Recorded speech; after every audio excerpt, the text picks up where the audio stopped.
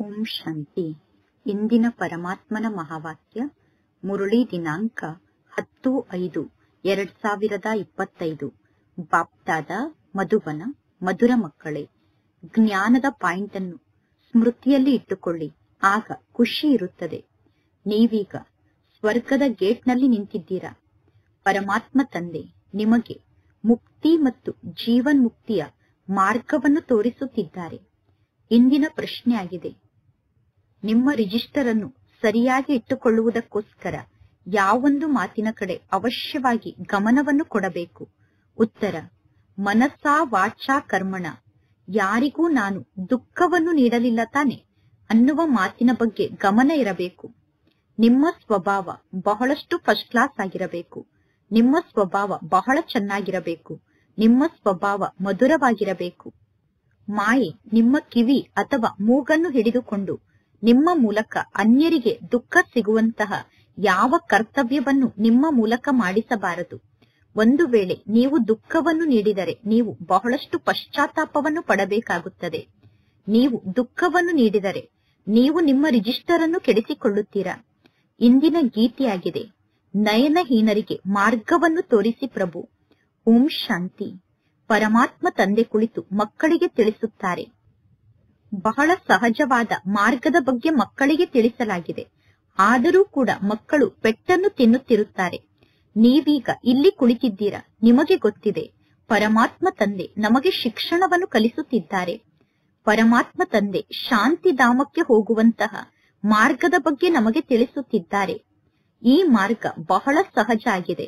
ಪರಮಾತ್ಮ ತಂದೆ ತಿಳಿಸುತ್ತಾರೆ, ಹಗಲು ರಾತ್ರಿ ಎಷ್ಟು ಸಾಧ್ಯ ಆಗುತ್ತದೆಯೋ ಅಷ್ಟು ತಂದೆಯಾದ ನನ್ನನ್ನು ನೀವು ನೆನಪು ಮಾಡಿ. ಭಕ್ತಿ ಮಾರ್ಗದವರು ಕಾಲ್ಗಳ ಮೂಲಕ ಯಾತ್ರೆಯನ್ನು ಮಾಡುತ್ತಾರೆ. ಭಕ್ತಿ ಮಾರ್ಗದಲ್ಲಿ ತೀರ್ಥಯಾತ್ರೆಗೆ ಹೋದಾಗ ಬಹಳಷ್ಟು ಪೆಟ್ಟನ್ನು ತಿನ್ನಬೇಕಾಗುತ್ತದೆ. ಇಲ್ಲಿ ನೀವು ಪರಮಾತ್ಮ ತಂದೆಯ ನೆನಪಿನ ಯಾತ್ರೆಯಲ್ಲಿ ಕುಳಿತಿದ್ದೀರಾ. ಇಲ್ಲಿ ಪರಮಾತ್ಮ ತಂದೆ ನಿಮಗೆ ತಿಳಿಸಿದ್ದಾರೆ, ದೈವಿ ಗುಣವನ್ನು ನೀವೀಗ ಧಾರಣೆ ಮಾಡಿಕೊಳ್ಳಬೇಕು. ದೈವಿ ಗುಣವನ್ನು ಹೇಗೆ ಧಾರಣೆ ಮಾಡಿಕೊಳ್ಳಬೇಕು ಅನ್ನುವುದನ್ನು ಇಲ್ಲಿ ಪರಮಾತ್ಮ ತಂದೆ ನಿಮಗೆ ತಿಳಿಸಿದ್ದಾರೆ. ಅಸುರಿ ಅವಗುಣಗಳನ್ನು ಸಮಾಪ್ತಿ ಮಾಡಿಕೊಳ್ಳುತ್ತಾ ಹೋಗಿ.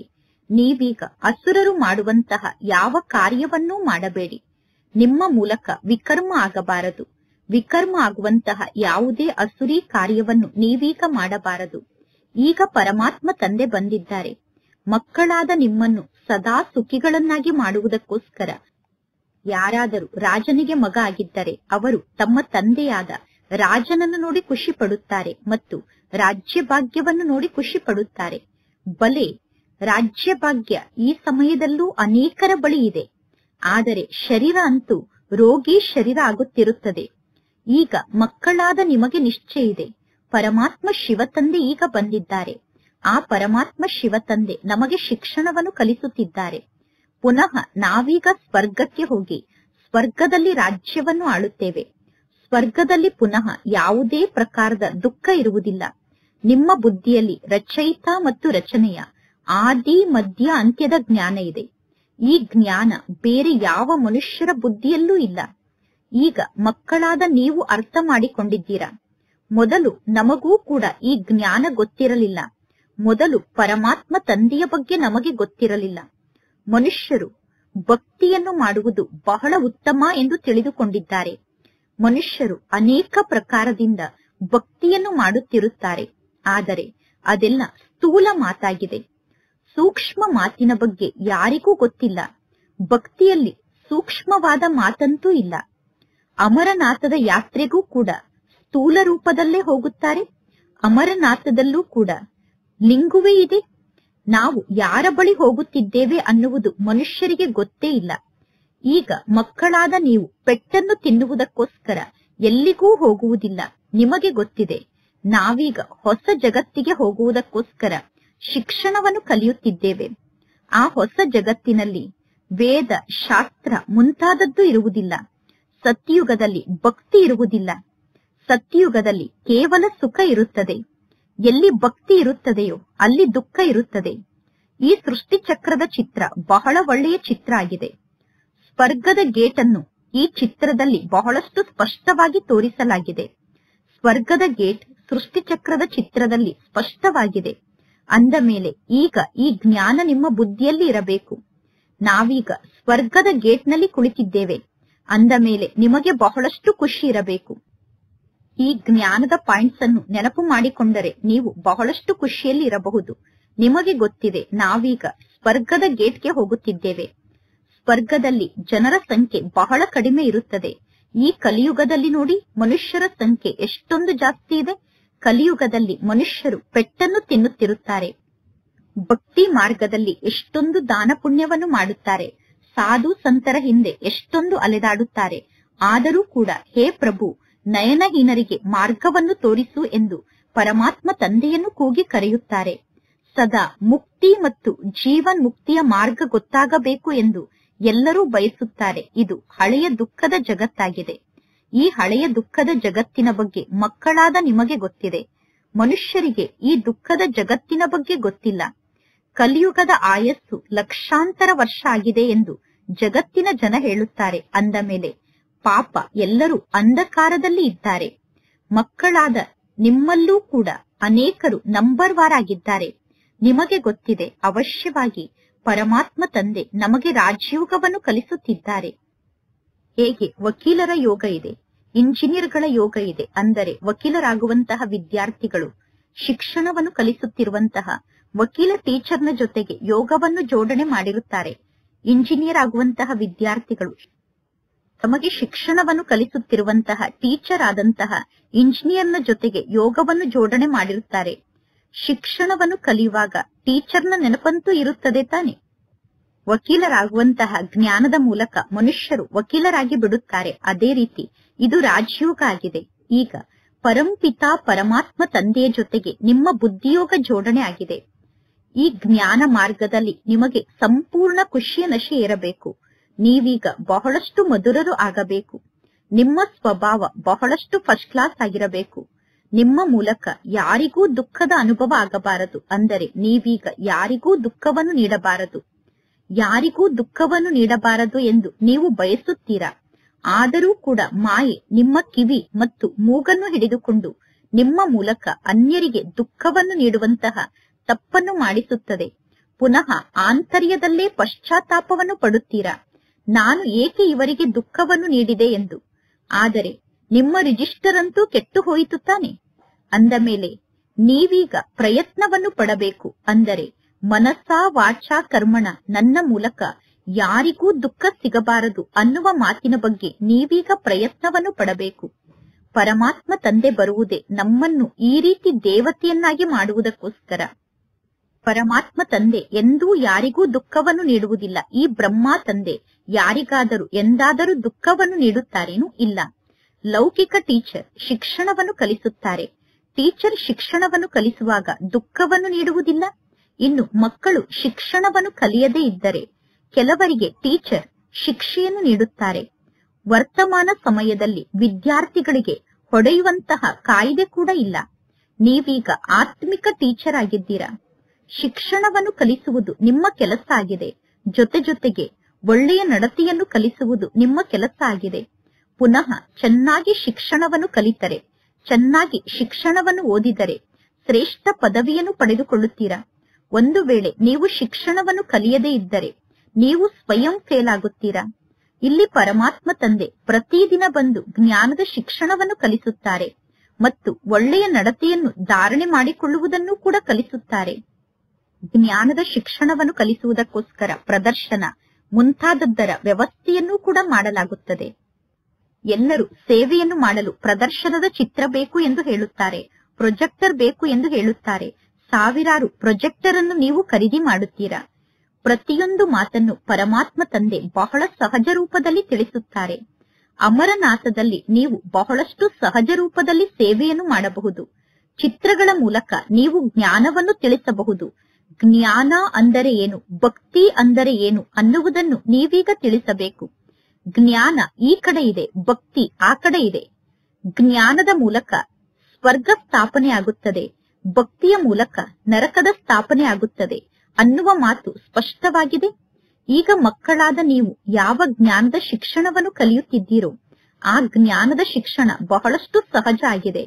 ನೀವೀಗ ಚೆನ್ನಾಗಿ ಶಿಕ್ಷಣವನ್ನು ಕಲಿಯುತ್ತೀರಾ. ಮತ್ತು ಅನ್ಯರಿಗೂ ಚೆನ್ನಾಗಿ ಶಿಕ್ಷಣವನ್ನು ಕಲಿಸುತ್ತೀರಾ. ಆದರೆ ನೀವು ನೆನಪಿನ ಯಾತ್ರೆಯಲ್ಲಿ ಎಲ್ಲಿ ಸ್ಥಿತ ಆಗಿದ್ದೀರಾ? ಇದು ಸಂಪೂರ್ಣ ಬುದ್ಧಿಯ ಮಾತಾಗಿದೆ. ನಾವೀಗ ಪರಮಾತ್ಮ ತಂದೆಯನ್ನು ನೆನಪು ಮಾಡಬೇಕು. ಪರಮಾತ್ಮ ತಂದೆಯನ್ನು ನೆನಪು ಮಾಡುವ ಮಾತಿನಲ್ಲೇ ಮಾಯೆ ನಮಗೆ ಬಹಳಷ್ಟು ತೊಂದರೆಯನ್ನು ನೀಡುತ್ತದೆ. ಮಾಯೆ ನಮ್ಮ ಬುದ್ಧಿಯೋಗವನ್ನು ಸಂಪೂರ್ಣ ತಂದೆಯಿಂದ ದೂರ ಮಾಡಿಬಿಡುತ್ತದೆ. ಪರಮಾತ್ಮ ತಂದೆ ತಿಳಿಸುತ್ತಾರೆ, ನೀವೆಲ್ಲರೂ ಯೋಗದಲ್ಲಿ ಬಹಳಷ್ಟು ದುರ್ಬಲರಾಗಿದ್ದೀರಾ. ಒಳ್ಳೊಳ್ಳೆ ಮಹರಥಿಗಳು ಕೂಡ ಯೋಗದಲ್ಲಿ ಬಹಳಷ್ಟು ದುರ್ಬಲರಾಗಿದ್ದಾರೆ. ಎಲ್ಲರೂ ತಿಳಿದುಕೊಂಡಿದ್ದಾರೆ, ಇವರಲ್ಲಿ ಜ್ಞಾನ ಬಹಳ ಚೆನ್ನಾಗಿ ಇದೆ, ಆದ್ದರಿಂದ ಇವರು ಮಹರಥಿಗಳಾಗಿದ್ದಾರೆ ಎಂದು. ಪರಮಾತ್ಮ ತಂದೆ ತಿಳಿಸುತ್ತಾರೆ, ಇವರು ಇನ್ನೂ ಕುದುರೆ ಸವಾರರಾಗಿದ್ದಾರೆ, ಕಾಲಾಳುಗಳಾಗಿದ್ದಾರೆ.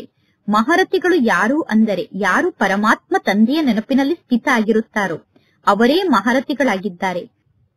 ಕುಳಿತರು ನಿಂತರು ಪರಮಾತ್ಮ ತಂದೆಯ ನೆನಪೇ ಇರಬೇಕು. ಆಗ ನಿಮ್ಮ ವಿಕರ್ಮ ವಿನಾಶ ಆಗುತ್ತದೆ ಮತ್ತು ನೀವು ಪಾವನ ಆತ್ಮರಾಗುತ್ತೀರಾ. ನೀವೀಗ ತಂದೆಯನ್ನು ನೆನಪು ಮಾಡಿ ಪಾವನರಾಗದೇ ಇದ್ದರೆ ಪುನಃ ನೀವು ಶಿಕ್ಷೆಯನ್ನು ಅನುಭವ ಮಾಡಬೇಕಾಗುತ್ತದೆ. ಆಗ ಪುನಃ ನಿಮ್ಮ ಪದವಿ ಭ್ರಷ್ಟ ಆಗುತ್ತದೆ. ಆದ್ದರಿಂದ ನೀವೀಗ ಸ್ವಯಂನ ಚಾರ್ಟ್ ಅನ್ನು ಬರೆಯಿರಿ. ಚಾರ್ಟ್ ಅನ್ನು ಬರೆದಾಗ ನಾವು ಎಷ್ಟು ಸಮಯ ಪರಮಾತ್ಮ ತಂದೆಯನ್ನು ನೆನಪು ಮಾಡುತ್ತಿದ್ದೇವೆ ಎಂದು ನಿಮಗೆ ಗೊತ್ತಾಗುತ್ತದೆ. ಈ ಬ್ರಹ್ಮ ತಂದೆ ಸ್ವಯಂ ತಿಳಿಸುತ್ತಾರೆ, ನಾನು ಕೂಡ ಪುರುಷಾರ್ಥವನ್ನು ಮಾಡುತ್ತೇನೆ. ಆದರೂ ಕೂಡ ಗಳಿಗೆ ಗಳಿಗೆಗೂ ನನ್ನ ಬುದ್ಧಿ ಬೇರೆ ಬೇರೆ ಕಡೆ ಅಲೆದಾಡುತ್ತಿರುತ್ತದೆ ಎಂದು ಬ್ರಹ್ಮ ತಂದೆ ತಿಳಿಸುತ್ತಾರೆ. ಏಕೆಂದರೆ ಈ ಬ್ರಹ್ಮ ತಂದೆಯ ಜೀವನದಲ್ಲಿ ಬಹಳಷ್ಟು ಚಿಂತೆ ಇದೆ. ಬ್ರಹ್ಮ ತಂದೆಯ ಮೇಲೆ ಬಹಳಷ್ಟು ಚಿಂತೆಯ ಹೊರೆ ಇದೆ. ನೀವು ಪುರುಷಾರ್ಥದಲ್ಲಿ ಈ ಬ್ರಹ್ಮ ತಂದೆಗಿಂತ ತೀಕ್ಷ್ಣವಾಗಿ ಮುಂದೆ ಹೋಗಬಹುದು. ಆದರೆ ಇಲ್ಲಿ ಪುರುಷಾರ್ಥದ ಜೊತೆಗೆ ನಿಮ್ಮ ನಡತೆಯನ್ನೂ ಕೂಡ ಸುಧಾರಣೆ ಮಾಡಿಕೊಳ್ಳಬೇಕು. ಪವಿತ್ರರಾಗಿ ಪುನಃ ನೀವು ವಿಕಾರಕ್ಕೆ ವಶಾಗಿ ಕೆಳಗಡೆ ಬಿದ್ದರೆ ಇಲ್ಲಿಯವರೆಗೂ ಎಷ್ಟು ಸಂಪಾದನೆಯನ್ನು ಮಾಡಿಕೊಂಡಿದ್ದೀರೋ ಆ ಸಂಪೂರ್ಣ ಸಂಪಾದನೆ ಸಮಾಪ್ತಿಯಾಗಿ ಬಿಡುತ್ತದೆ. ನೀವು ಯಾರ ಮೇಲಾದರೂ ಸಿಟ್ಟನ್ನು ಮಾಡಿಕೊಂಡು ಕ್ರೋಧವನ್ನು ಮಾಡಿದರೆ ಅಥವಾ ಅನ್ಯರ ಜೊತೆಗೆ ಉಪ್ಪು ನೀರಾಗಿ ಅನ್ಯರ ಜೊತೆಗೆ ಜಗಳವನ್ನು ಮಾಡಿದರೆ ನೀವು ಅಸುರರಾದಂತೆ ಅನೇಕ ಪ್ರಕಾರದಿಂದ ಮಾಯೆ ನಿಮ್ಮ ಸಮ್ಮುಖಕ್ಕೆ ಬರುತ್ತಿರುತ್ತದೆ. ಇನ್ನೂ ಯಾರೂ ಸಂಪೂರ್ಣರಾಗಿಲ್ಲ. ಪರಮಾತ್ಮ ತಂದೆ ಮಕ್ಕಳ ಮೂಲಕ ಪುರುಷಾರ್ಥವನ್ನು ಮಾಡಿಸುತ್ತಿರುತ್ತಾರೆ. ಕುಮಾರಿಯರಿಗೋಸ್ಕರ ಈ ಜ್ಞಾನ ಬಹಳ ಸಹಜ ಆಗಿದೆ. ಆದರೆ ಈ ಜ್ಞಾನದಲ್ಲಿ ನೀವು ಬಹಳಷ್ಟು ಶಕ್ತಿಶಾಲಿಗಳಾಗಿರಬೇಕು. ನಿಮ್ಮ ಆಂತರ್ಯದಲ್ಲಿ ಸತ್ಯತೆ ಇರಬೇಕು. ಒಂದು ವೇಳೆ ಆಂತರ್ಯದಲ್ಲಿ ನೀವು ಯಾರ ಜೊತೆಗಾದರೂ ಮನಸ್ಸನ್ನು ಜೋಡಣೆ ಮಾಡಿದರೆ ನೀವು ಪುನಃ ಈ ಜ್ಞಾನ ಮಾರ್ಗದಲ್ಲಿ ಉಳಿದುಕೊಳ್ಳಲು ಸಾಧ್ಯ ಇಲ್ಲ. ಕುಮಾರಿಯರು ಮಾತೆಯರು ಭಾರತವನ್ನು ಸ್ವರ್ಗವನ್ನಾಗಿ ಮಾಡುವಂತಹ ಸೇವೆಯಲ್ಲಿ ತೊಡಗಿಬಿಡಬೇಕು. ಭಾರತವನ್ನು ಸ್ವರ್ಗವನ್ನಾಗಿ ಮಾಡುವಂತಹ ಸೇವೆಯಲ್ಲೇ ಬಹಳಷ್ಟು ಪರಿಶ್ರಮ ಇದೆ. ಪರಿಶ್ರಮವನ್ನು ಪಡದೇ ಇದ್ದರೆ ಯಾವ ಪ್ರಾಪ್ತಿಯೂ ಕೂಡ ಸಿಗುವುದಿಲ್ಲ. ನಿಮಗೆ 21 ಜನ್ಮಕ್ಕೋಸ್ಕರ ರಾಜ್ಯಭಾಗ್ಯ ಸಿಗುತ್ತದೆ. ಅಂದ ಮೇಲೆ ನೀವು ಎಷ್ಟೊಂದು ಪರಿಶ್ರಮವನ್ನು ಪಡಬೇಕು. ಪರಮಾತ್ಮ ತಂದೆ ಲೌಕಿಕ ಶಿಕ್ಷಣವನ್ನು ಕಲಿಯಲು ಮಕ್ಕಳಿಗೆ ಏಕೆ ಅನುಮತಿಯನ್ನು ನೀಡುತ್ತಾರೆ ಅಂದರೆ ಲೌಕಿಕ ಶಿಕ್ಷಣವನ್ನು ಕಲಿಯುತ್ತಾ ನೀವು ಈ ಜ್ಞಾನದ ಶಿಕ್ಷಣದಲ್ಲಿ ಪರಿಪಕ್ವ ಆಗಬೇಕು. ಜ್ಞಾನದ ಶಿಕ್ಷಣದಲ್ಲಿ ಪರಿಪಕ್ವ ಆಗುವವರೆಗೂ ಲೌಕಿಕ ಶಿಕ್ಷಣವನ್ನು ಕಲಿಯಲು ತಂದೆ ಅನುಮತಿಯನ್ನು ನೀಡುತ್ತಾರೆ. ಲೌಕಿಕ ಶಿಕ್ಷಣವನ್ನು ಕಲಿಯುತ್ತಾ ಜ್ಞಾನದ ಶಿಕ್ಷಣವನ್ನೂ ಕೂಡ ಜೊತೆಗೆ ಕಲಿಯುತ್ತಾ ಎಂದೂ ಕೂಡ ಎರಡೂ ನೌಕೆಯನ್ನೂ ಬಿಟ್ಟು ದೂರ ಆಗುವಂತಹ ಪರಿಸ್ಥಿತಿ ನಿಮಗೆ ಬರಬಾರದು. ಕೆಲವರು ಅನ್ಯರ ಹೆಸರು ರೂಪದಲ್ಲಿ ಸಿಕ್ಕಿ ಹಾಕಿಕೊಂಡು ಸಾಯುತ್ತಾರೆ. ಯಾರು ಅನ್ಯರ ಹೆಸರು ರೂಪದಲ್ಲಿ ಸಿಕ್ಕಿ ಹಾಕಿಕೊಂಡು ಸಾಯುತ್ತಾರೋ ಅವರು ಈ ಜ್ಞಾನ ಮಾರ್ಗದಿಂದ ತಮ್ಮ ಜೀವನವನ್ನೇ ಸಮಾಪ್ತಿ ಮಾಡಿಕೊಂಡು ಬಿಡುತ್ತಾರೆ. ಅದೃಷ್ಟವಂತ ಮಕ್ಕಳು ಶರೀರದ ಅಭಿಮಾನವನ್ನು ಮರೆತು ಸ್ವಯಂವನ್ನು ಅಶರೀರಿ ಎಂದು ತಿಳಿದುಕೊಂಡು ಪರಮಾತ್ಮ ತಂದೆಯನ್ನು ನೆನಪು ಮಾಡುವಂತಹ ಪುರುಷಾರ್ಥವನ್ನು ಮಾಡಲು ಸಾಧ್ಯ. ಪರಮಾತ್ಮ ತಂದೆ ಪ್ರತಿದಿನ ತಿಳಿಸುತ್ತಾರೆ, ಮಕ್ಕಳೇ, ನೀವೀಗ ಈ ಶರೀರದ ಅಭಿಮಾನವನ್ನು ತ್ಯಾಗ ಮಾಡಿ. ನಾನು ಅಶರೀರಿ ಆತ್ಮನಾಗಿದ್ದೇನೆ. ನಾನೀಗ ವಾಪಸ್ ಮನೆಗೆ ಹೋಗುತ್ತೇನೆ. ನಾನೀಗ ಈ ಶರೀರವನ್ನು ಇಲ್ಲೇ ತ್ಯಾಗ ಮಾಡುತ್ತೇನೆ. ನಿರಂತರ ತಂದೆಯ ನೆನಪಿನಲ್ಲಿ ಸ್ಥಿತಾಗಿ ಕರ್ಮಾತೀತ ಸ್ಥಿತಿಯನ್ನು ರೂಪಿಸಿಕೊಂಡು ಶರೀರವನ್ನು ತ್ಯಾಗ ಮಾಡಬೇಕು. ಇದು ಬುದ್ಧಿಯ ಮಾತಾಗಿದೆ. ಆದರೆ ಅದೃಷ್ಟದಲ್ಲಿ ಇಲ್ಲ ಅಂದರೆ ಅವರು ಯಾವ ಪುರುಷಾರ್ಥವನ್ನು ಮಾಡಲು ಸಾಧ್ಯ? ಬುದ್ಧಿಯಲ್ಲಿ ಸದಾ ಈ ಮಾತಿನ ವಿಚಾರ ಇರಬೇಕು. ನಾನು ಅಶರೀರಿಯಾಗಿ ಈ ಜಗತ್ತಿಗೆ ಬಂದಿದ್ದೆ. ನಂತರ ನಾನು ಸುಖದ ಸಂಬಂಧದಲ್ಲಿ ಬಂಧಿತ ಆದೆ. ನಂತರ ನಾನು ರಾವಣ ರಾಜ್ಯದಲ್ಲಿ ವಿಕಾರಿ ಬಂಧನದಲ್ಲಿ ಸಿಕ್ಕಿ ಹಾಕಿಕೊಂಡೆ. ಈಗ ಪುನಃ ಪರಮಾತ್ಮ ತಂದೆ ತಿಳಿಸುತ್ತಾರೆ, ಈಗ ನೀವು ಅಶರೀರಿಯಾಗಿ ವಾಪಸ್ ಮನೆಗೆ ಹೋಗಬೇಕು. ಸ್ವಯಂ ಅನ್ನು ಆತ್ಮ ಎಂದು ತಿಳಿದುಕೊಂಡು ತಂದೆಯಾದ ನನ್ನನ್ನು ನೀವು ನೆನಪು ಮಾಡಿ. ಆತ್ಮವೇ ಪತಿತ ಆಗಿದೆ. ಆತ್ಮ ಹೇಳುತ್ತದೆ, ಹೇ ಪತಿತ ಪಾವನ ಬನ್ನಿ ಎಂದು. ಪತಿತರಿಂದ ಪಾವನ ಆತ್ಮರಾಗುವುದಕ್ಕೋಸ್ಕರ ಪರಮಾತ್ಮ ತಂದೆ ಈಗ ನಮಗೆ ಯುಕ್ತಿಯನ್ನು ತಿಳಿಸುತ್ತಿರುತ್ತಾರೆ. ಆತ್ಮ ಅಂತೂ ಅವಿನಾಶಿಯಾಗಿದೆ. ಆತ್ಮರಾದ ನೀವು ಪಾತ್ರವನ್ನು ಅಭಿನಯ ಮಾಡುವುದಕ್ಕೋಸ್ಕರ ಈ ಶರೀರದಲ್ಲಿ ಬಂದಿದ್ದೀರಾ. ಈಗ ಪರಮಾತ್ಮ ತಂದೆ ಈ ಎಲ್ಲಾ ಜ್ಞಾನದ ಮಾತನ್ನು ನಿಮಗೆ ತಿಳಿಸಿದ್ದಾರೆ. ಯಾರಿಗೆ ತಂದೆ ಕಲ್ಪದ ಮೊದಲು ಈ ಜ್ಞಾನದ ಮಾತನ್ನು ತಿಳಿಸಿದ್ದರೋ ಅವರಿಗೆ ಪುನಃ ಜ್ಞಾನದ ಮಾತನ್ನು ತಿಳಿಸುತ್ತಿರುತ್ತಾರೆ. ಕಲ್ಪದ ಮೊದಲು ಯಾರು ಜ್ಞಾನವನ್ನು ಪಡೆದುಕೊಂಡಿದ್ದರೋ ಈಗ ಪುನಃ ಅವರೇ ತಂದೆಯ ಬಳಿ ಬರುತ್ತಾರೆ. ಈಗ ಪರಮಾತ್ಮ ತಂದೆ ತಿಳಿಸುತ್ತಾರೆ, ಕಲಿಯುಗದ ಸಂಬಂಧವನ್ನು ಮರೆತು ಬಿಡಿ. ಈಗ ನೀವು ವಾಪಸ್ ಮನೆಗೆ ಹೋಗಬೇಕು. ಈ ಜಗತ್ತು ಸಮಾಪ್ತಿಯಾಗಲೇಬೇಕು. ಈ ಜಗತ್ತಿನಲ್ಲಿ ಯಾವ ಸಾರವೂ ಇಲ್ಲ. ಆದ್ದರಿಂದ ಈ ಜಗತ್ತಿನಲ್ಲಿ ಎಲ್ಲರೂ ಪೆಟ್ಟನ್ನು ತಿನ್ನುತ್ತಿರುತ್ತಾರೆ.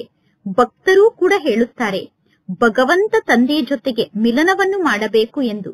ಭಕ್ತರು ಭಗವಂತ ತಂದೆಯ ಜೊತೆಗೆ ಮಿಲನವನ್ನು ಮಾಡುವುದಕ್ಕೋಸ್ಕರ ಭಕ್ತಿಯನ್ನು ಮಾಡುತ್ತಾರೆ. ಭಕ್ತಿಯನ್ನು ಮಾಡುವುದು ಬಹಳ ಒಳ್ಳೆಯದು ಎಂದು ಭಕ್ತರು ತಿಳಿದುಕೊಂಡಿದ್ದಾರೆ. ಬಹಳಷ್ಟು ಭಕ್ತಿಯನ್ನು ಮಾಡುತ್ತಾರೆ. ಬಹಳಷ್ಟು ಭಕ್ತಿಯನ್ನು ಮಾಡಿದಾಗ ಭಗವಂತ ತಂದೆ ನನಗೆ ಸಿಗುತ್ತಾರೆ. ಪುನಃ ಪರಮಾತ್ಮ ತಂದೆ ನನ್ನನ್ನು ಸದ್ಗತಿಗೆ ಕರೆದುಕೊಂಡು ಹೋಗುತ್ತಾರೆ ಎಂದು ಭಕ್ತರು ತಿಳಿದುಕೊಳ್ಳುತ್ತಾರೆ. ಈಗ ನಿಮ್ಮ ಭಕ್ತಿ ಪೂರ್ಣ ಆಗುತ್ತಿದೆ. ನಿಮ್ಮ ಬಾಯಿಂದ ಹೇ ರಾಮ, ಹೇ ಭಗವಂತ ಅನ್ನುವ ಭಕ್ತಿಯ ಶಬ್ದ ಈಗ ಬರಬಾರದು. ಹೇ ರಾಮ, ಹೇ ಭಗವಂತ ಅನ್ನುವ ಶಬ್ದವನ್ನು ಹೇಳುವುದನ್ನು ನೀವೀಗ ನಿಲ್ಲಿಸಿ ಬಿಡಬೇಕು. ಪರಮಾತ್ಮ ತಂದೆ, ತಂದೆಯಾದ ನನ್ನೊಬ್ಬನನ್ನೇ ನೀವೀಗ ನೆನಪು ಮಾಡಿ ಎಂದು ಮಕ್ಕಳಾದ ನಮಗೆ ತಿಳಿಸುತ್ತಾರೆ. ಪರಮಾತ್ಮ ತಂದೆ ಕೇವಲ ತಿಳಿಸುತ್ತಾರೆ, ತಂದೆಯಾದ ನನ್ನೊಬ್ಬನನ್ನೇ ನೀವು ನೆನಪು ಮಾಡಿ. ಈಗ ಈ ಜಗತ್ತು ತಮೋ ಪ್ರಧಾನ ಜಗತ್ತಾಗಿದೆ. ಸತ್ಯುಗದಲ್ಲಿ ಸತೋ ಪ್ರಧಾನ ಜಗತ್ತಿನಲ್ಲಿ ನಾವು ನಿವಾಸವನ್ನು ಮಾಡುತ್ತೇವೆ. ಸತ್ಯುಗ ಏರುವ ಕಲೆಯ ಯುಗ ಆಗಿದೆ. ಪುನಃ ಇಳಿಯುವ ಕಲೆಯ ಯುಗ ಬರುತ್ತದೆ. ತ್ರೇತಾಯುಗಕ್ಕೆ ವಾಸ್ತವದಲ್ಲಿ ಸ್ವರ್ಗ ಎಂದು ಕರೆಯುವುದಿಲ್ಲ. ಸ್ವರ್ಗ ಎಂದು ಕೇವಲ ಸತ್ಯುಗಕ್ಕೆ ಕರೆಯಲಾಗುತ್ತದೆ. ಈಗ ಮಕ್ಕಳ ಬುದ್ಧಿಯಲ್ಲಿ ಆದಿ ಮಧ್ಯ ಅಂತ್ಯದ ಜ್ಞಾನ ಇದೆ. ಆದಿ ಅಂದರೆ ಆರಂಭದ ಸಮಯ, ಮಧ್ಯ ಅಂದರೆ ಸೃಷ್ಟಿಯ ಮಧ್ಯದ ಸಮಯ ಆಗಿದೆ. ನಂತರ ಅಂತಿಮ ಸಮಯ ಬರುತ್ತದೆ. ಮಧ್ಯದ ಸಮಯದಲ್ಲಿ ರಾವಣ ರಾಜ್ಯ ಪ್ರಾರಂಭ ಆಗುತ್ತದೆ. ಪರಮಾತ್ಮ ತಂದೆ ಭಾರತದಲ್ಲೇ ಬರುತ್ತಾರೆ. ಭಾರತವೇ ಪತಿತ ಜಗತ್ತಾಗಿದೆ. ಭಾರತವೇ ಪತಿತ ದೇಶ ಆಗುತ್ತದೆ. ಪುನಃ ಭಾರತ ದೇಶವೇ ಪಾವನ ದೇಶ ಆಗುತ್ತದೆ. ಭಾರತದ ನಿವಾಸಿಗಳೇ 84 ಜನ್ಮವನ್ನು ಪಡೆದುಕೊಳ್ಳುತ್ತಾರೆ. ಇನ್ನು ಉಳಿದವರು ನಂಬರ್ ವಾರಾಗಿ ಈ ಸೃಷ್ಟಿಗೆ ಬರುತ್ತಾರೆ. ಈ ವೃಕ್ಷ ವೃದ್ಧಿಯಾಗುತ್ತಾ ಹೋಗುತ್ತದೆ. ಪುನಃ ಸಮಯಕ್ಕೆ ಸರಿಯಾಗಿ ಈ ವೃಕ್ಷದ ನಿರ್ಮಾಣ ಆಗುತ್ತದೆ. ಈ ಯಾವ ಜ್ಞಾನದ ಮಾತು ಯಾರ ಬುದ್ಧಿಯಲ್ಲೂ ಇಲ್ಲ. ನಿಮ್ಮಲ್ಲೂ ಕೂಡ ಎಲ್ಲರೂ ಈ ಜ್ಞಾನವನ್ನು ಧಾರಣೆ ಮಾಡಿಕೊಳ್ಳಲು ಸಾಧ್ಯ ಇಲ್ಲ. 84 ಜನ್ಮದ ಚಕ್ರದ ಜ್ಞಾನ ಬುದ್ಧಿಯಲ್ಲಿ ಧಾರಣೆ ಆದರೆ ನಿಮಗೆ ಖುಷಿ ಕೂಡ ಇರುತ್ತದೆ. ಈಗ ಪರಮಾತ್ಮ ತಂದೆ ಬಂದಿದ್ದಾರೆ. ನಮ್ಮನ್ನು ವಾಪಸ್ ಮನೆಗೆ ಕರೆದುಕೊಂಡು ಹೋಗುವುದಕ್ಕೋಸ್ಕರ ಪರಮಾತ್ಮ ತಂದೆ ಬಂದಿದ್ದಾರೆ. ಸತ್ಯ ಸತ್ಯ ಪ್ರಿಯತಮ ಆದಂತಹ ಪರಮಾತ್ಮ ತಂದೆ ಬಂದಿದ್ದಾರೆ. ಆ ಪರಮಾತ್ಮ ತಂದೆಯನ್ನು ಭಕ್ತಿ ಮಾರ್ಗದಲ್ಲಿ ನಾವು ಬಹಳಷ್ಟು ನೆನಪು ಮಾಡುತ್ತಿದ್ದೆವು. ಯಾವ ಪರಮಾತ್ಮ ತಂದೆಯನ್ನು ಭಕ್ತಿ ಮಾರ್ಗದಲ್ಲಿ ನಾವು ಬಹಳಷ್ಟು ನೆನಪು ಮಾಡುತ್ತಿದ್ದೆವೋ ಈಗ ಆ ಪರಮಾತ್ಮ ತಂದೆ ಬಂದಿದ್ದಾರೆ. ಆತ್ಮರಾದ ನಮ್ಮನ್ನು ವಾಪಸ್ ಮನೆಗೆ ಕರೆದುಕೊಂಡು ಹೋಗುವುದಕ್ಕೋಸ್ಕರ ಪರಮಾತ್ಮ ತಂದೆ ಬಂದಿದ್ದಾರೆ. ಪರಮಾತ್ಮ ತಂದೆ ನಮ್ಮನ್ನು ಮನೆಗೆ ಕರೆದುಕೊಂಡು ಹೋಗುತ್ತಾರೆ ಅನ್ನುವುದು ಯಾವ ಮನುಷ್ಯರಿಗೂ ಗೊತ್ತಿಲ್ಲ. ಶಾಂತಿ ಎಂದು ಯಾವುದಕ್ಕೆ ಕರೆಯಲಾಗುತ್ತದೆ ಅನ್ನುವುದು ಜಗತ್ತಿನಲ್ಲಿರುವ ಮನುಷ್ಯರಿಗೆ ಗೊತ್ತಿಲ್ಲ. ಆತ್ಮ ಸ್ವಯಂ ಶಾಂತ ಸ್ವರೂಪ ಆಗಿದೆ. ಆತ್ಮಕ್ಕೆ ಕರ್ಮವನ್ನು ಮಾಡುವುದಕ್ಕೋಸ್ಕರ ಕರ್ಮೇಂದ್ರಿಯ ಪ್ರಾಪ್ತಿಯಾಗುತ್ತದೆ. ಪರಮಾತ್ಮ ತಂದೆ ಶಾಂತಿಯ ಸಾಗರ ಆಗಿದ್ದಾರೆ. ಶಾಂತಿಯ ಸಾಗರ ಆದಂತಹ ಪರಮಾತ್ಮ ತಂದೆ ಬಂದು ಎಲ್ಲರನ್ನೂ ವಾಪಸ್ ಮನೆಗೆ ಕರೆದುಕೊಂಡು ಹೋಗುತ್ತಾರೆ. ಯಾವಾಗ ತಂದೆ ಎಲ್ಲರನ್ನೂ ವಾಪಸ್ ಮನೆಗೆ ಕರೆದುಕೊಂಡು ಹೋಗುತ್ತಾರೋ ಆಗ ಎಲ್ಲರಿಗೂ ಶಾಂತಿ ಸಿಗುತ್ತದೆ. ಸತ್ಯುಗದಲ್ಲಿ ನಿಮಗೆ ಶಾಂತಿ ಕೂಡ ಇರುತ್ತದೆ, ಸುಖ ಕೂಡ ಇರುತ್ತದೆ. ಇನ್ನು ಉಳಿದ ಎಲ್ಲಾ ಆತ್ಮರು ಶಾಂತಿಧಾಮಕ್ಕೆ ಹೋಗುತ್ತಾರೆ. ಪರಮಾತ್ಮ ತಂದೆಗೆ ಶಾಂತಿಯ ಸಾಗರ ಎಂದು ಕರೆಯಲಾಗುತ್ತದೆ. ಇಲ್ಲಿ ಬಹಳಷ್ಟು ಮಕ್ಕಳು ಪರಮಾತ್ಮ ತಂದೆಯ ನೆನಪನ್ನು ಮರೆತು ಬಿಡುತ್ತಾರೆ. ಏಕೆಂದರೆ ಮಕ್ಕಳು ದೇಹಾಭಿಮಾನಕ್ಕೆ ವಶ ಆಗಿರುತ್ತಾರೆ. ಮಕ್ಕಳು ಆತ್ಮ ಅಭಿಮಾನಿ ಸ್ಥಿತಿಯಲ್ಲಿ ಸ್ಥಿತಾಗಿ ಇರುವುದಿಲ್ಲ. ಪರಮಾತ್ಮ ತಂದೆ ಎಲ್ಲರಿಗೂ ಶಾಂತಿಯನ್ನು ನೀಡುತ್ತಾರೆ. ಚಿತ್ರದಲ್ಲಿ ನೀವು ಅವಶ್ಯವಾಗಿ ಸಂಗಮ ಯುಗವನ್ನು ತೋರಿಸಬೇಕು. ಈ ಸಮಯದಲ್ಲಿ ಎಲ್ಲರೂ ಅಶಾಂತ ಆತ್ಮರಾಗಿದ್ದಾರೆ. ಸತ್ಯುಗದಲ್ಲಿ ಇಷ್ಟೊಂದು ಧರ್ಮ ಇರುವುದಿಲ್ಲ. ಅಂದ ಮೇಲೆ ಎಲ್ಲರೂ ಶಾಂತಿಯ ಲೋಕಕ್ಕೆ ಹೋಗುತ್ತಾರೆ. ಸತ್ಯುಗದಲ್ಲಿ ಮನಸ್ಸು ತುಂಬುವಷ್ಟು ನಿಮಗೆ ಶಾಂತಿ ಸಿಗುತ್ತದೆ. ಅಂದರೆ ಸತ್ಯುಗದಲ್ಲಿ ಪರಿಪೂರ್ಣ ಶಾಂತಿ ಸಿಗುತ್ತದೆ. ನಿಮ್ಮ ರಾಜ್ಯದಲ್ಲಿ ಶಾಂತಿ ಕೂಡ ಇತ್ತು, ಸುಖ ಕೂಡ ಇತ್ತು. ಸತ್ಯುಗದಲ್ಲಿ ಪವಿತ್ರತೆ, ಸುಖ, ಶಾಂತಿ ಎಲ್ಲವೂ ನಿಮ್ಮ ಜೀವನದಲ್ಲಿ ಇರುತ್ತದೆ. ಮುಕ್ತಿಧಾಮಕ್ಕೆ ಮಧುರ ಮನೆ ಎಂದು ಕರೆಯಲಾಗುತ್ತದೆ. ಪತಿತ ಆತ್ಮರು, ದುಃಖಿ ಆತ್ಮರು ಮುಕ್ತಿಧಾಮದಲ್ಲಿ ಇರಲು ಸಾಧ್ಯ ಇಲ್ಲ. ಮುಕ್ತಿಧಾಮದಲ್ಲಿ ಸುಖ ದುಃಖ ಅನ್ನುವ ಯಾವ ಮಾತು ಇರುವುದಿಲ್ಲ. ಶಾಂತಿ ಅನ್ನುವ ಶಬ್ದದ ಅರ್ಥವನ್ನೂ ಕೂಡ ಜನ ತಿಳಿದುಕೊಂಡಿಲ್ಲ. ರಾಣಿಯ ಕೊರಳಿನ ಹಾರದ ಉದಾಹರಣೆಯನ್ನು ನೀಡುತ್ತಾರೆ. ಅಂದರೆ ರಾಣಿಯ ಕೊರಳಿನಲ್ಲೇ ಹಾರ ಇತ್ತು, ಆದರೆ ರಾಣಿ ಹಾರಕ್ಕೋಸ್ಕರ ಹುಡುಕುತ್ತಿದ್ದರು ಎಂದು ಉದಾಹರಣೆಯನ್ನು ನೀಡುತ್ತಾರೆ. ಅಂದರೆ ಶಾಂತಿ ನಮ್ಮ ಕೊರಳಿನ ಹಾರ ಆಗಿದೆ, ಆದರೂ ಜನ ಶಾಂತಿಗೋಸ್ಕರ ಹುಡುಕುತ್ತಿದ್ದಾರೆ. ಈಗ ಪರಮಾತ್ಮ ತಂದೆ ತಿಳಿಸುತ್ತಾರೆ, ಸುಖ ಶಾಂತಿ ಎಲ್ಲವನ್ನೂ ನನ್ನಿಂದ ಪಡೆದುಕೊಳ್ಳಿ. ಆಯುಷ್ಮಾನ್ ಭವ. ಅಂದರೆ ಸತ್ಯುಗದಲ್ಲಿ ಕಾಯಿದೆಗನುಸಾರವಾಗಿ ಒಂದು ಮಗು ಇರುತ್ತದೆ. ಸತ್ಯುಗದಲ್ಲಿ ಮಗು ಹುಟ್ಟಬೇಕು ಎಂದು ಯಾರೂ ಪುರುಷಾರ್ಥವನ್ನು ಮಾಡುವ ಅವಶ್ಯಕತೆ ಇಲ್ಲ. ಶರೀರವನ್ನು ತ್ಯಾಗ ಮಾಡುವಂತಹ ಸಮಯ ಬಂದಾಗ ದೇವತೆಗಳಿಗೆ ಸಾಕ್ಷಾತ್ಕಾರ ಆಗುತ್ತದೆ, ನಾನೀಗ ಹೋಗಿ ಮಗುವಾಗಿ ಜನ್ಮವನ್ನು ಪಡೆದುಕೊಳ್ಳುತ್ತೇನೆ ಎಂದು. ಆದ್ದರಿಂದ ಅವರು ಖುಷಿಯಿಂದ ಶರೀರವನ್ನು ತ್ಯಾಗ ಮಾಡುತ್ತಾರೆ.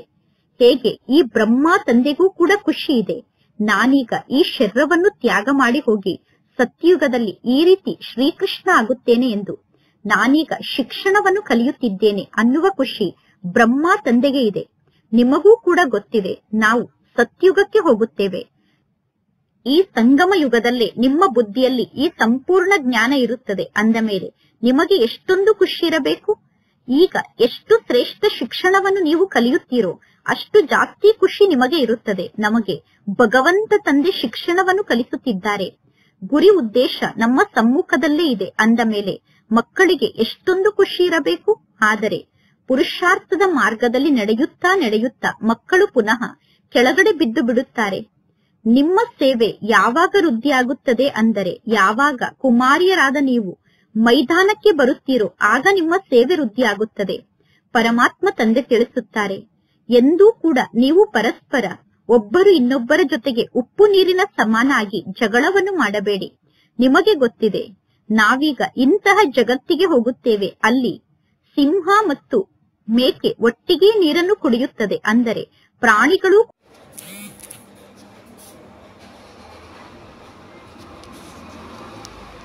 ಇಡುತ್ತಾರೆ. ಅಂದರೆ ರಾಣಿಯ ಕೊರಳಿನಲ್ಲೇ ಹಾರ ಇತ್ತು, ಆದರೆ ರಾಣಿ ಹಾರಕ್ಕೋಸ್ಕರ ಹುಡುಕುತ್ತಿದ್ದರು ಎಂದು ಉದಾಹರಣೆಯನ್ನು ನೀಡುತ್ತಾರೆ. ಅಂದರೆ ಶಾಂತಿ ನಮ್ಮ ಕೊರಳಿನ ಹಾರ ಆಗಿದೆ, ಆದರೂ ಜನ ಶಾಂತಿಗೋಸ್ಕರ ಹುಡುಕುತ್ತಿದ್ದಾರೆ.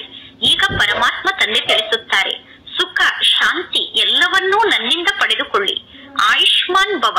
ಅಂದರೆ ಸತ್ಯುಗದಲ್ಲಿ ಕಾಯಿದೆಗನುಸಾರವಾಗಿ ಒಂದು ಮಗು ಇರುತ್ತದೆ. ಸತ್ಯುಗದಲ್ಲಿ ಮಗು ಹುಟ್ಟಬೇಕು ಎಂದು ಯಾರೂ ಪುರುಷಾರ್ಥವನ್ನು ಮಾಡುವ ಅವಶ್ಯಕತೆ ಇಲ್ಲ. ಶರೀರವನ್ನು ತ್ಯಾಗ ಮಾಡುವಂತಹ ಸಮಯ ಬಂದಾಗ ದೇವತೆಗಳಿಗೆ ಸಾಕ್ಷಾತ್ಕಾರ ಆಗುತ್ತದೆ, ನಾನೀಗ ಹೋಗಿ ಮಗುವಾಗಿ ಜನ್ಮವನ್ನು ಪಡೆದುಕೊಳ್ಳುತ್ತೇನೆ ಎಂದು. ಆದ್ದರಿಂದ ಅವರು ಖುಷಿಯಿಂದ ಶರೀರವನ್ನು ತ್ಯಾಗ ಮಾಡುತ್ತಾರೆ. ಹೇಗೆ ಈ ಬ್ರಹ್ಮ ತಂದೆಗೂ ಕೂಡ ಖುಷಿ ಇದೆ, ನಾನೀಗ ಈ ಶರೀರವನ್ನು ತ್ಯಾಗ ಮಾಡಿ ಹೋಗಿ ಸತ್ಯುಗದಲ್ಲಿ ಈ ರೀತಿ ಶ್ರೀಕೃಷ್ಣ ಆಗುತ್ತೇನೆ ಎಂದು, ನಾನೀಗ ಶಿಕ್ಷಣವನ್ನು ಕಲಿಯುತ್ತಿದ್ದೇನೆ ಅನ್ನುವ ಖುಷಿ ಬ್ರಹ್ಮ ತಂದೆಗೆ ಇದೆ. ನಿಮಗೂ ಕೂಡ ಗೊತ್ತಿದೆ, ನಾವು ಸತ್ಯುಗಕ್ಕೆ ಹೋಗುತ್ತೇವೆ.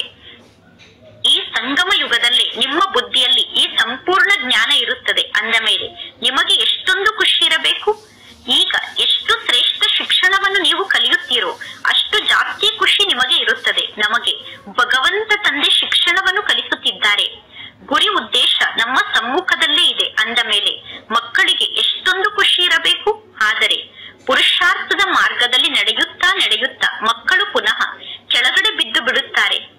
ನಿಮ್ಮ ಸೇವೆ ಯಾವಾಗ ವೃದ್ಧಿಯಾಗುತ್ತದೆ ಅಂದರೆ ಯಾವಾಗ ಕುಮಾರಿಯರಾದ ನೀವು ಮೈದಾನಕ್ಕೆ ಬರುತ್ತೀರೋ ಆಗ ನಿಮ್ಮ ಸೇವೆ ವೃದ್ಧಿಯಾಗುತ್ತದೆ. ಪರಮಾತ್ಮ ತಂದೆ ತಿಳಿಸುತ್ತಾರೆ, ಎಂದೂ ಕೂಡ ನೀವು ಪರಸ್ಪರ ಒಬ್ಬರು ಇನ್ನೊಬ್ಬರ ಜೊತೆಗೆ ಉಪ್ಪು ನೀರಿನ ಸಮಾನ ಆಗಿ ಜಗಳ ಜಗಳವನ್ನು ಮಾಡಬೇಡಿ. ನಿಮಗೆ ಗೊತ್ತಿದೆ, ನಾವೀಗ ಇಂತಹ ಜಗತ್ತಿಗೆ ಹೋಗುತ್ತೇವೆ, ಅಲ್ಲಿ ಸಿಂಹ ಮತ್ತು ಮೇಕೆ ಒಟ್ಟಿಗೆ ನೀರನ್ನು ಕುಡಿಯುತ್ತದೆ. ಅಂದರೆ ಪ್ರಾಣಿಗಳು ಕೂಡ ಪರಸ್ಪರ ಹಿಂಸೆಯನ್ನು ಮಾಡುವುದಿಲ್ಲ. ಸತ್ಯುಗದ ಪ್ರತಿಯೊಂದು ವಸ್ತುವನ್ನು ನೋಡಿದಾಗ ಮನಸ್ಸಿಗೆ ಖುಷಿ ಆಗುತ್ತದೆ. ಸತ್ಯುಗದಲ್ಲಿರುವ ಪ್ರತಿಯೊಂದು ವಸ್ತುವನ್ನು ನೋಡಿದಾಗಲೂ ನಮ್ಮ ಮನಸ್ಸಿಗೆ ಖುಷಿಯಾಗುತ್ತದೆ.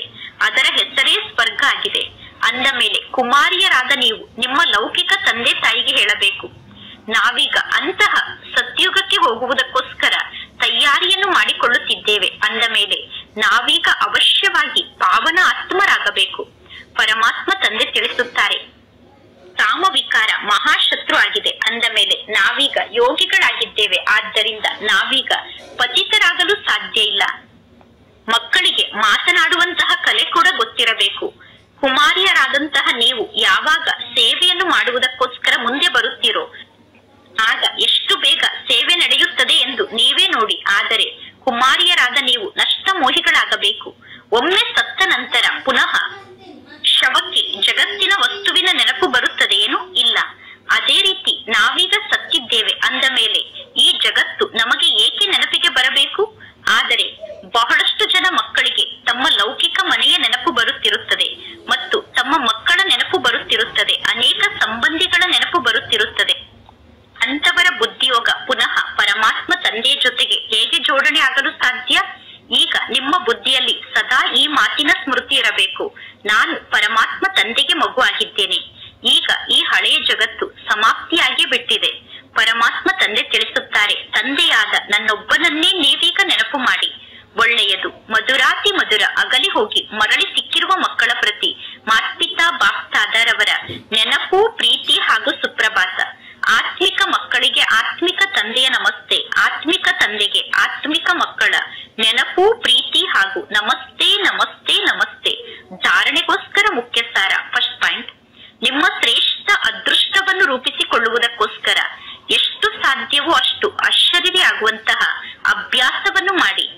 ಶರೀರದ ಅಭಿಮಾನ ಸಂಪೂರ್ಣ ಮರೆತು ಹೋಗಿಬಿಡಬೇಕು ಎಂದು ಯಾವುದೇ ವ್ಯಕ್ತಿಯ ಹೆಸರು ರೂಪ ನೆನಪಿಗೆ ಬರಬಾರದು. ಅದಕ್ಕೋಸ್ಕರ ಪರಿಶ್ರಮವನ್ನು ಪಡಬೇಕು. ಸೆಕೆಂಡ್ ಪಾಯಿಂಟ್, ನಿಮ್ಮ ನಡತೆಯ ಚಾರ್ಟ್ ಅನ್ನು ಬರೆಯಬೇಕು. ಎಂದು ಅಸುರಿ ನಡತೆ ಉಳ್ಳವರಾಗಬಾರದು, ಅಂದರೆ ಅಸುರರಂತೆ ನಡೆದುಕೊಳ್ಳಬಾರದು. ಮನಸ್ಸಿನ ಸತ್ಯತೆಯ ಮೂಲಕ ನಷ್ಟ ಮೋಹಿಗಳಾಗಿ ಭಾರತವನ್ನು ಸ್ವರ್ಗವನ್ನಾಗಿ ಮಾಡುವಂತಹ ಸೇವೆಯಲ್ಲಿ ತೊಡಗಿಬಿಡಬೇಕು. ಇಂದಿನ ವರದಾನ ಆಗಿದೆ, ಮಾಯೆಯ ರಾಯಲ್ ರೂಪದ ಬಂಧನದಿಂದ ಮುಕ್ತಾಗಿ ವಿಶ್ವಜೀತ್ ಜಗಜ್ಜೀತ್ ಆಗಿ ನನ್ನ ಪುರುಷಾರ್ಥ, ನನ್ನ ಸಂಶೋಧನೆ, ನನ್ನ ಸೇವೆ, ನನ್ನ ಟಚಿಂಗ್, ನನ್ನಲ್ಲಿ ಇಂತಹ ಒಳ್ಳೆಯ ಗುಣ ಇದೆ, ನನ್ನ ನಿರ್ಣಯ ಶಕ್ತಿ ಬಹಳ ಚೆನ್ನಾಗಿದೆ. ಈ ನನ್ನತನ ಅನ್ನುವಂಥದ್ದು ಮಾಯೆಯ ರಾಯಲ್ ರೂಪ ಆಗಿದೆ. ಮಾಯೆ ಈ ರೀತಿ ಮಕ್ಕಳ ಮೇಲೆ ಜಾದೂ ಮಂತ್ರವನ್ನು ಮಾಡುತ್ತದೆ. ಆಗ ನಿನ್ನದು ಅನ್ನುವುದೂ ಕೂಡ ನನ್ನದಾಗಿ ಬಿಡುತ್ತದೆ. ಪರಮಾತ್ಮ ತಂದೆಯದ್ದು ಅನ್ನುವುದನ್ನು ಕೂಡ ನನ್ನದು ಎಂದು ಹೇಳುವಂತೆ ಮಾಯೆ ಮಾಡುತ್ತದೆ. ಆದ್ದರಿಂದ ಈಗ ಇಂತಹ ಅನೇಕ ಬಂಧನದಿಂದ ಮುಕ್ತಾಗಿ ಒಬ್ಬ ಪರಮಾತ್ಮ ತಂದೆಯ ಜೊತೆಗೆ ಸಂಬಂಧವನ್ನು ಜೋಡಣೆ ಮಾಡಿ. ಆಗ ಮಾಯಾಜೀತರಾಗುತ್ತೀರಾ. ಮಾಯಾಜೀತರೇ ಪ್ರಕೃತಿ ಜೀತರು, ವಿಶ್ವಜೀತರು ಅಥವಾ ಜಗಜ್ಜೀತರಾಗುತ್ತಾರೆ. ಮಾಯಾಜೀತಾತ್ಮರು ಸೆಕೆಂಡ್ನಲ್ಲಿ ಅಶರೀರಿ ಭವ ಅನ್ನುವ ಆದೇಶವನ್ನು ಸಹಜವಾಗಿ ಧಾರಣೆ ಮಾಡಿಕೊಳ್ಳುತ್ತಾರೆ. ಅಶರೀರಿ ಸ್ಥಿತಿಯನ್ನು ಸಹಜವಾಗಿ ಕರ್ಮದಲ್ಲಿ ತರುತ್ತಾರೆ. ಇಂದಿನ ಶ್ಲೋಗನ್ ಆಗಿದೆ, ಯಾರು ನಕಾರಾತ್ಮಕವನ್ನು ಸಕಾರಾತ್ಮಕದಲ್ಲಿ ಪರಿವರ್ತನೆ ಮಾಡುತ್ತಾರೋ ಅವರೇ ವಿಶ್ವ ಪರಿವರ್ತಕ ಆತ್ಮರಾಗಿದ್ದಾರೆ. ಇಂದಿನ ಅವ್ಯಕ್ತ ಸೂಚನೆ ಆಗಿದೆ, ಆತ್ಮಿಕ ರಾಯಲ್ಟಿ ಮತ್ತು